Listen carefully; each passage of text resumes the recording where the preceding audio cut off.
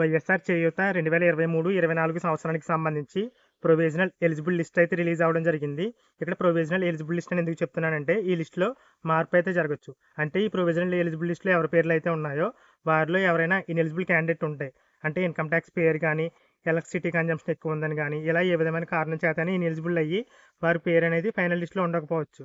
అలాగే present provisional eligible లిస్టులో పేరు లేకుండా అర్హత ఉండి కూడా లిస్టులో పేరు లేని వారు ఉంటారు కదా, అంటే ఎలిజిబిలిటీ ఉండి కూడా ఎలక్ట్రిసిటీ కన్జంప్షన్ ఉందని ఆగిపోవడం వల్ల ఏ విధమైన కారణం చేతైనా ఒకవేళ లిస్టులో పేరు లేకపోతే ఫైనల్ లిస్ట్ రిలీజ్ అయ్యే టైంకి వారు కనుక ఎలిజిబుల్ అయితే కనుక వారి పేరు కూడా ఫైనల్ ఎలిజిబుల్ లిస్టులో అయితే చేర్చడం జరుగుతుంది. 2023-24 సంవత్సరానికి సంబంధించి ఆశా వర్కర్లు ఎవరైతే ఉన్నారో వారు కూడా ఎలిజిబుల్ అని అయితే అన్నారు కాబట్టి వారి పేర్లు కూడా తప్పకుండా ప్రొవిజనల్ ఎలిజిబుల్ లిస్టులో అయితే ఉంటాయి. వారు కూడా ఒకసారి అయితే చెక్ చేసుకోండి.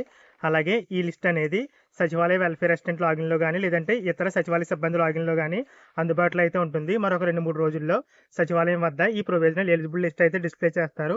ఇక ఈ లిస్ట్లోనే మీ యొక్క ఎన్పిసిఐ లింక్ స్టేటస్ అయితే ఉండడం జరుగుతుంది. అంటే యాక్టివ్లో ఉందా ఇన్యాక్టివ్లో ఉందో చెక్ చేసుకుని ఇన్యాక్టివ్లో ఉన్న వాళ్ళందరూ కూడా బ్యాంకుకి వెళ్ళి ఎన్పిసిఐ స్టేటస్ అనేది యాక్టివ్ అయితే చేయించుకోండి. ఇక వైఎస్ఆర్ చేయూత 2023-24 సంవత్సరానికి సంబంధించిన అమౌంట్ అనేది 2024 సంవత్సరంలో ఫిబ్రవరి 5వ తేదీ నుంచి 14వ తేదీ మధ్య అయితే రిలీజ్ చేయడం జరుగుతుంది.